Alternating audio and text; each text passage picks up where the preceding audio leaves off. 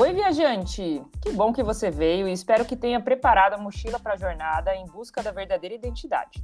Se ainda não ouviu o episódio de abertura desta série, não deixe de conferir. Hoje eu estou aqui com dois convidados muito especiais que vão nos ajudar nessa viagem.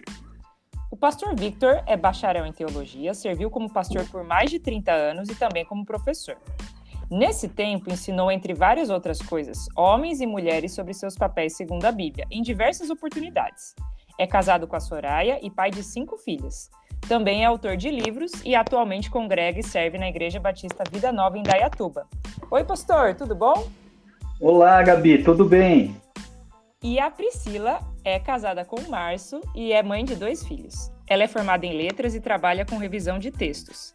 Escreveu um livro muito legal, Meninos Como Você, que conta a história de muitos meninos da Bíblia e que os garotos de hoje podem aprender com eles. Vamos deixar indicado aqui na descrição.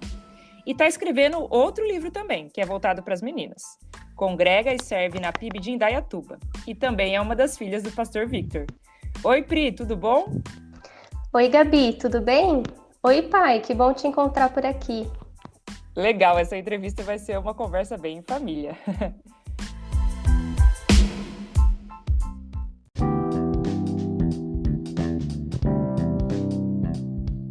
Bom, essa questão de descobrir quem eu sou de verdade, ou qual é a minha identidade, é algo que constantemente aparece na mídia de várias formas ao longo de muitas épocas. Recentemente, o filme Barbie, que tem sido muito assistido e dado o que falar, toca nessa questão. Isso tanto do ponto de vista da identidade pessoal, numa busca por compreender o propósito da vida, quanto na questão da masculinidade e feminilidade. É interessante notar que em uma cena do filme, a Barbie encontra sua criadora e lhe pergunta qual o propósito de ter sido criada. Claro que no filme a fonte de resposta não é a Bíblia, né? Hoje queremos falar biblicamente sobre esses temas. Pergunta: vocês poderiam comentar sobre a importância de buscar respostas na palavra de Deus, nosso Criador, sobre a nossa identidade? Gabi, é isso. Eu acho que é uma decisão que a gente precisa, de uma forma muito consciente, tomar. Sabe por quê? Porque nós sempre vamos definir a nossa identidade a partir de algum padrão ou de algum modelo. Vamos chamar isso de a nossa fonte de inspiração ou de informação.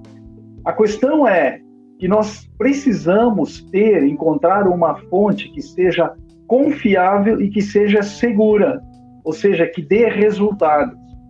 Então, quando eu comparo a Bíblia com outras fontes conhecidas, por exemplo, as celebridades que inundam aí as redes sociais, os influencers e as suas muitas propostas, ou se eu me baseio, eu tenho como fonte a minha turma de amigos, ou se eu apelo para filósofos humanistas, ou ainda se eu me baseio em proposições que são derivadas de teses revolucionistas, nesses casos eu vou perceber claramente a superioridade da Bíblia. Sabe por quê? Porque nas suas afirmações, a Bíblia, ela confere ao homem e à mulher, em primeiro lugar, dignidade.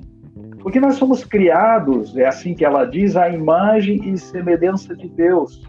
E o homem e a mulher, quando criados, eles constituem o ponto alto da criação de Deus, o ponto mais elevado da criação de Deus. A Bíblia também confere ao homem um propósito para a sua vida, uma razão pela qual viver, uma razão maior, uma causa pela qual viver, e que está fora de nós. E, em terceiro lugar, a Bíblia ela confere ao homem e à mulher uma esperança concreta, uma esperança muito, muito palpável, que pode ser traduzida por vida, né? Vida agora e vida na eternidade. Por essas razões, eu penso que é uma escolha inteligente que a gente faz quando nos voltamos para a palavra de Deus, para descobrirmos, então, ou para construirmos a nossa identidade. Gabi, e como vocês já refletiram muito bem no primeiro episódio desta série, a nossa identidade tem tudo a ver com o nosso propósito. Por isso, nós precisamos perguntar ao nosso Criador para o que nós fomos criados. E a Bíblia vai dizer que nós fomos criados por Deus para a glória de Deus. Uma outra forma simples de dizer isso, a glória de Deus, é para agradar a Deus. E quando a gente quer agradar alguém, o que a gente precisa? Precisa saber o que a pessoa gosta, não é mesmo? Se a gente tentar agradar o outro com coisas que a gente gosta, fazendo a nossa vontade, do nosso jeito, não vamos ser bem-sucedidos. E Deus já deixou claro na palavra dele as coisas que o agradam. A vontade de Deus para nós não é um mistério que precisamos desvendar ou procurar sabe-se lá onde. Ela foi revelada na Bíblia. Então, se nós já fomos salvos e tivemos o coração transformado por Jesus, nós vamos querer saber o que o agrada, vamos querer ouvir o que ele diz e vamos querer obedecer. E eu vou ser sincera, nós não vamos conseguir. Vamos falhar muitas e muitas vezes. Nós não temos a capacidade nem o mérito de viver como Deus quer. Então, nós recorremos a Jesus e dependemos dele para obedecer. E sabe, Gabi, à medida que a gente estuda a palavra de Deus, ele vai nos transformando de dentro para fora. E aí não se trata de seguir uma lista de regras ou moralismos, mas de viver para agradar o nosso Criador, o que envolve desde as palavras que nós falamos, como cuidamos do nosso corpo, as roupas que usamos, como lidamos com nossas emoções, como nos comportamos como homem ou mulher, como nos relacionamos com outras pessoas e tudo mais. E Gabi, eu também acho que seria interessante a gente comentar aí com os viajantes, para forçar aí a sua reflexão. Deixa eu contar uma coisa muito interessante. Quando a minha esposa estava grávida da Priscila, ela é uma das nossas filhas, naquela ocasião ela fez um exame de ultrassom. E o médico que estava acompanhando, realizando o exame, olhou para a Soraya e para mim e disse, é uma menina. Ele poderia ter dito, se fosse um outro caso, ele poderia ter dito, é um menino. Sabe por que isso é importante? Porque não existe outra opção além de uma dessas duas. Ou é menina ou é menino. Foi assim que Deus criou. E é assim que continua sendo. E é aí que nós vamos encontrar a nossa identidade. Nossa, muito legal, pessoal. Muito obrigada já por essa introdução que faz a gente pensar bastante sobre essa questão da nossa identidade.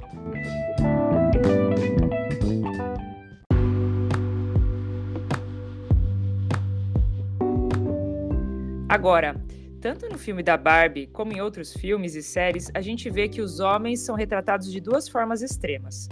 Ou eles são retratados como machistas, em que todas as mulheres devem servir às vontades dos homens de forma humilhante, ou eles são retratados como bobos, sem saber o que fazer, dependentes da liderança das mulheres e em algumas vezes retratados como totalmente dependentes do amor de uma mulher.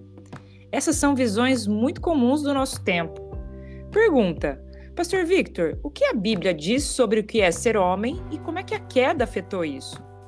Bom, de novo, Gabi, a gente precisa voltar e nos lembrar de qual a fonte do qual a gente tira essas informações. Eu preciso de uma fonte que seja confiável e que seja aprovada. Eu penso que o melhor exemplo que a gente pode ter é na pessoa do Senhor Jesus Cristo. Ele foi a imagem perfeita de Deus. E quando nós olhamos para os relatos, né, da história terrena de Jesus, nós vamos perceber algumas características muito próprias dele. Por exemplo, ele era um indivíduo gentil e acessível no trato com as pessoas. A gente vai perceber que no trato com mulheres, e ele se relacionou com muitas mulheres, mas ele era respeitoso, ele era decente, ele valorizou as mulheres, mas nunca se tornou dependente delas, ou de uma delas. Ele também era firme nas suas convicções. Ele em determinados momentos, ele fazia denúncias sérias, denúncias fortes, até mesmo denúncias que tinham um cunho social lá no seu tempo. Ele fazia confrontações, ele enfrentava, sem fugir do debate, sem fugir, digamos assim, do confronto. Ele lidava com pessoas que eram contrárias a ele. Ele mostrava que ele era forte, mas ele nunca foi violento. E principalmente a gente percebe que Jesus viveu focado, ele como homem viveu focado em sua missão. Ele tinha certeza de qual era a sua identidade, e a partir da sua identidade ele sabia qual era o seu propósito. De formas que eu penso que este quadro ele reflete o padrão bíblico para o homem. É o que define, digamos assim, a masculinidade a partir de uma perspectiva bíblica, não de uma perspectiva social, mas de uma perspectiva bíblica. O homem, biblicamente falando, ele não é um machão, mas ele também não é um carente que está à busca de aceitação, querendo ser paparicado.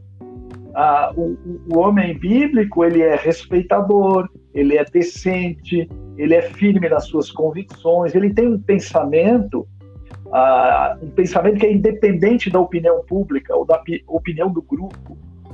Ele não busca a qualquer preço a aceitação do grupo, ele é seguro na sua identidade e no seu propósito.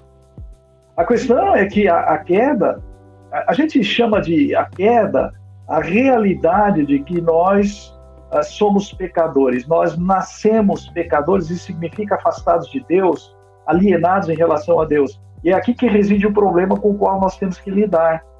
O pecado no qual nós nascemos, ele deturpou, ele danificou esta imagem de Deus que Jesus reflete tão bem, de maneira perfeita. Então nós nascemos sem sabermos claramente qual é a nossa verdadeira identidade e, por consequência, com qual objetivo nós estamos aqui nesse planeta. Então, é aí, viajantes, que a jornada se torna complicada. Por isso, eu insisto com isso, nós precisamos nos voltar para uma fonte de informação, uma fonte de inspiração, que ela seja confiável e que ela seja aprovada. Isso vai nos levar a encontrarmos de forma muito mais nítida a nossa identidade como seres humanos, homens ou mulheres, e o propósito da nossa vida. E a partir disso, a gente precisa se permitir sofrer os ajustes necessários. E eu penso que esses ajustes, eles começam exatamente por isso. Eu conseguir dizer para mim mesmo quem eu sou e por que eu estou aqui. Ótimo, legal. Então, muitas vezes o que a gente vê, né, que esses filmes retratam tanto os homens machistas ou sensíveis, dependentes das mulheres, etc. Isso a gente observa também na nossa sociedade, e isso é uma consequência, né, da queda do pecado que entrou. E a gente só vai resgatar, a gente só vai restaurar isso quando a gente voltar ao padrão da Bíblia e seguir o modelo de Jesus, né? Mas agora, Pri, a mídia também tenta transmitir uma visão sobre o que é ser mulher. Por um lado, elas são retratadas como independentes dos homens e, em alguns momentos, desvalorizando a figura masculina. Em outros momentos, ainda, manipulando os sentimentos dos homens. Mas também, às vezes, a gente vê as mulheres sendo retratadas em busca da perfeição na beleza física, ou assumindo a liderança de grandes organizações. Elas são eficazes em qualquer tarefa que desejarem, são bem-sucedidas na profissão que quiserem e por aí vai. Mas é interessante que o filme Barbie retrata várias vezes a figura de mulheres cansadas e sobrecarregadas dos estereótipos e expectativas que caem sobre elas. E em muitos momentos elas passam por desânimo, instabilidade emocional e até mesmo depressão. Então, Pri, o que a Bíblia diz sobre o que é ser mulher e como a queda afetou isso também? Sabe, a primeira menção à mulher na Bíblia está no primeiro capítulo, em Gênesis 1, versículo 27, que diz assim: E Deus criou o homem à sua imagem, a imagem de Deus o criou, homem e mulher os criou. E aqui nós já temos verdades tão preciosas para considerar, né? Deus nos criou, Ele nos criou homem e mulher, e ambos, homem e mulher, foram criados à imagem de Deus. Foram criados para refletir de forma visível a imagem do Deus invisível. E isso de formas únicas e complementares, porque precisou dos dois para refletir a imagem de Deus, do homem e da mulher. E a Bíblia diz que Deus avaliou sua criação e tudo o que ele fez era muito bom. Depois, no capítulo 2 de Gênesis, a gente vai ver mais detalhes sobre a criação da mulher. E lá no versículo 18, depois de ter criado o homem, Deus diz: Não é bom que o homem esteja só. Eu lhe farei uma ajudadora que lhe seja adequada. E nós sabemos, né, que Deus fez cair um sono pesado sobre o homem, tirou uma de suas costelas e dela formou a mulher, e a trouxe até o homem. E agora sim, o homem tinha uma ajudadora adequada para cumprir a missão que Deus lhe tinha dado. Agora, Gabi, quando a gente ouve essa palavra ajudadora ou auxiliadora, a gente já torce o nariz, né? Uhum. Porque na nossa cultura, um auxiliar parece ser alguém subalterno, inferior, que não tem um papel tão importante. Mas o que é incrível é que essa palavra na Bíblia aparece para a mulher e sabe para quem mais? Para o próprio Deus. Deus é nosso ajudador. Quando Deus é chamado de auxílio, de ajudador, de nosso protetor, é essa mesma palavra usada para a mulher. Por exemplo, lá no Salmo 33:20, diz assim, ó, que nossa esperança está no Senhor. Ele é nosso auxílio e escudo. Então, esse papel da mulher não é de pouca importância, e ele reflete, sim, um aspecto do caráter de Deus. Mas, como você mencionou na pergunta, né, a queda afetou isso. Após o pecado, a imagem de Deus no homem e na mulher foi manchada, o relacionamento deles com Deus foi quebrado pela vergonha e pelo medo decorrentes do pecado, e o relacionamento entre o homem e a mulher foi corrompido pela transferência de culpa, pela disputa de poder, e agora a mulher deseja dominar, liderar, manipular seu marido, e este muitas vezes a domina, não com a liderança amorosa que Deus projetou. Então, a nossa tendência natural, produzida pelo pecado, é querermos ser autônomas, independentes, egoístas, fazer as coisas do nosso jeito, correr atrás dos nossos planos, não importando quem nós vamos machucar pelo caminho ou deixar para trás. E isso, na verdade, só traz um vazio cada vez maior. Como você falou, mulheres cansadas, sobrecarregadas e frustradas. É apenas quando a gente é alcançada pela graça de Jesus que podemos voltar ao plano original. Aqueles que creram em Jesus, confiaram nele para sua salvação, a Bíblia diz que se tornam nova criação. E daí, assim, a gente pode voltar ao plano original, de voltar a refletir a imagem de Deus. E ao andar com Jesus, ele vai nos conformando à imagem dele, vai nos deixando cada dia mais parecidas com ele. Aí, nós podemos entender que a nossa identidade como mulheres não está em sermos empoderadas e independentes. Ao contrário, em sermos totalmente dependentes de Jesus, vivendo pela força que vem dele.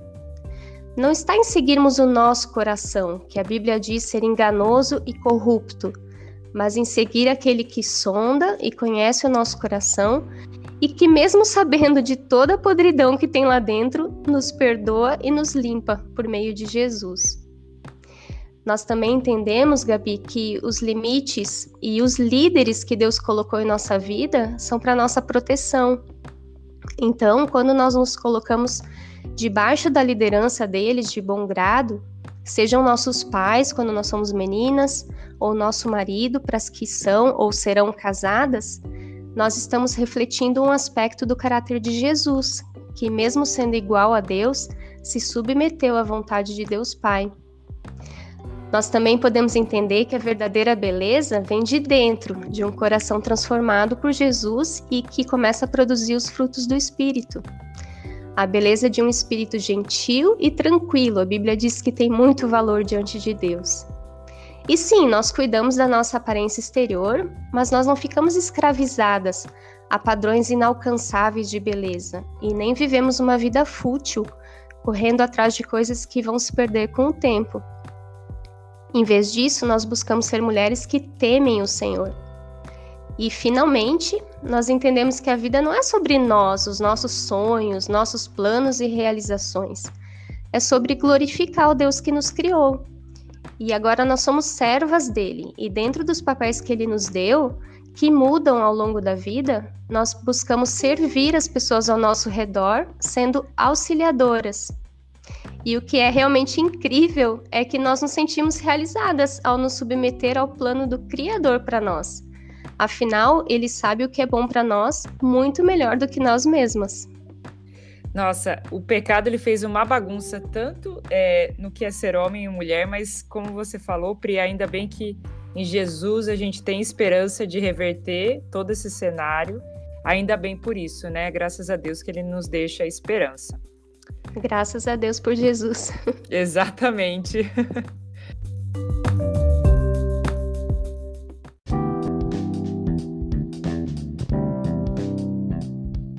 O filme da Barbie também retrata muitas vezes como tanto homem quanto mulher sempre estão em busca dos próprios desejos sem pensar no outro. A gente já conversou um pouquinho sobre isso, né?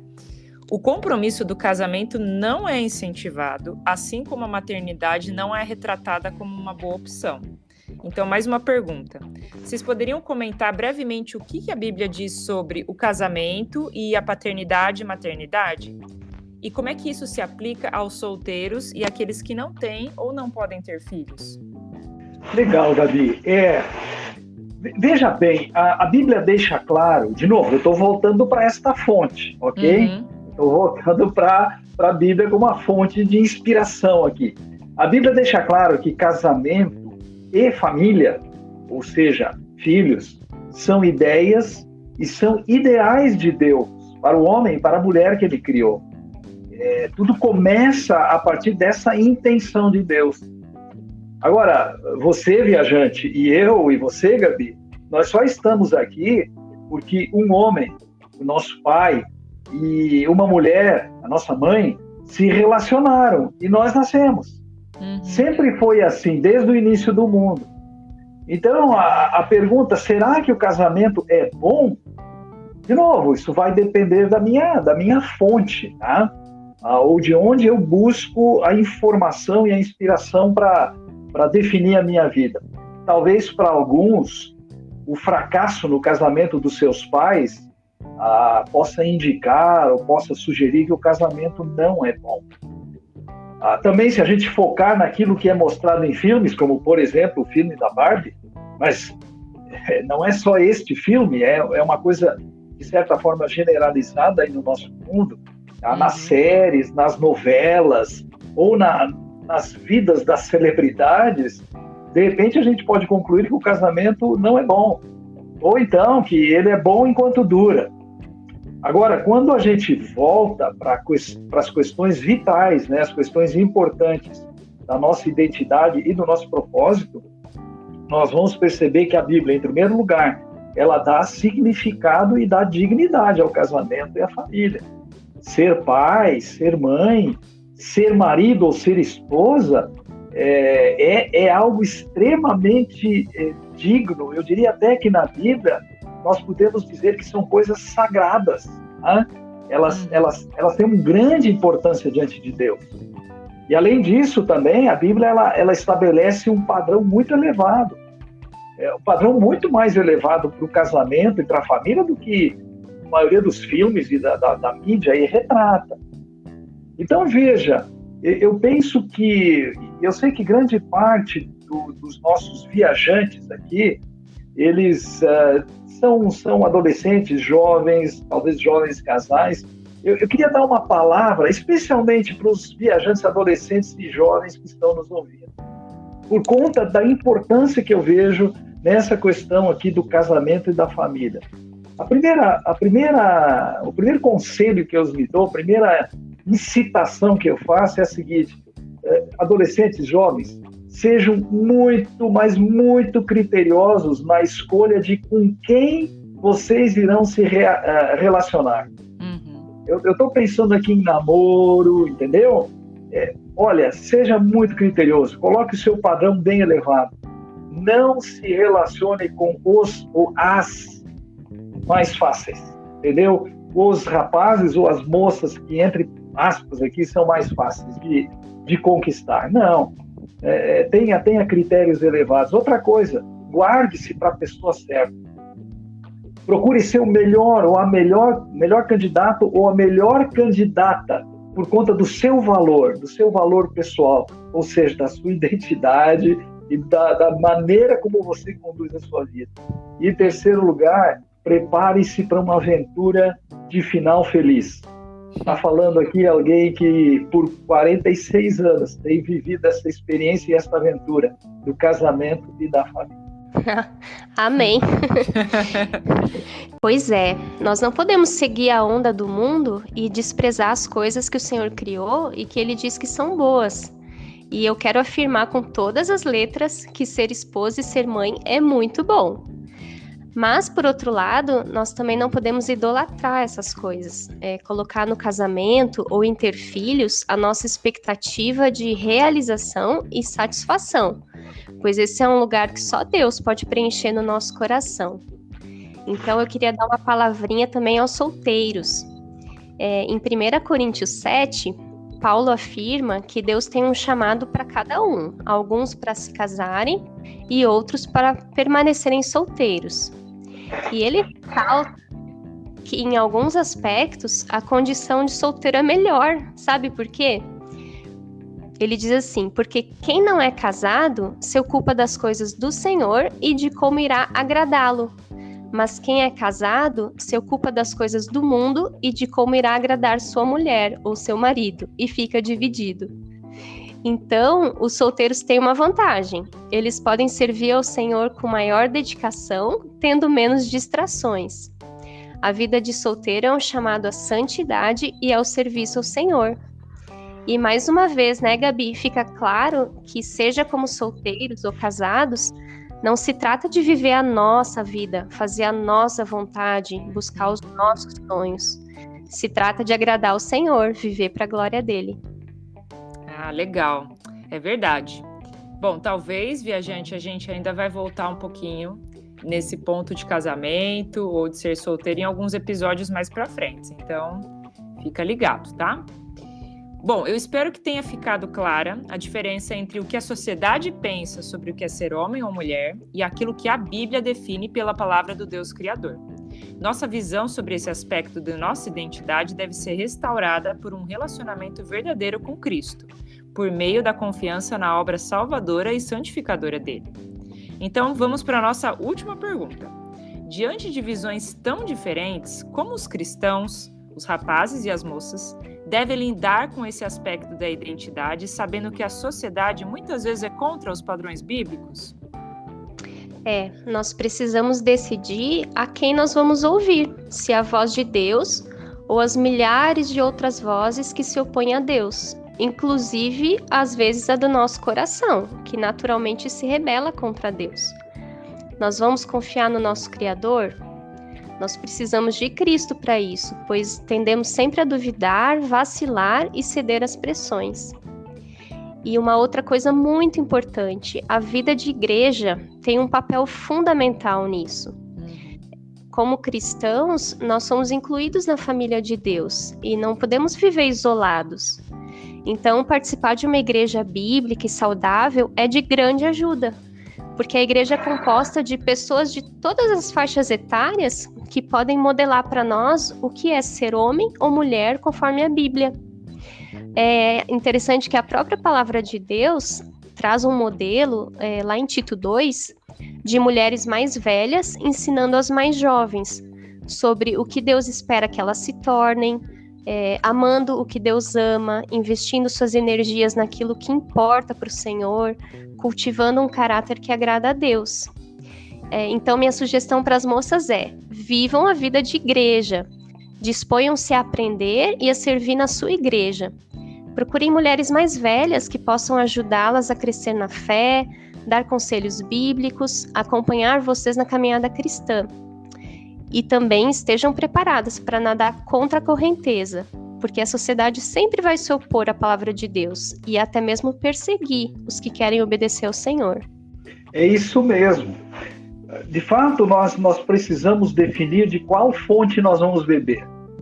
Fontes poluídas vão nos envenenar. Já uma fonte pura vai matar a nossa sede. O que a Priscila está indicando para as moças vale também para os rapazes. É a mesma coisa. Eu queria concluir, Gabi, dizendo o seguinte aos nossos viajantes aqui. O cristianismo, ele é inteligente. Eu quero dizer com isso que nós não estamos falando de superstições ou crendices, mas de algo que merece ser estudado, ser avaliado com cuidado, com sensatez. O desafio é assim: estude a Bíblia com seriedade, realmente estude ela com profundidade.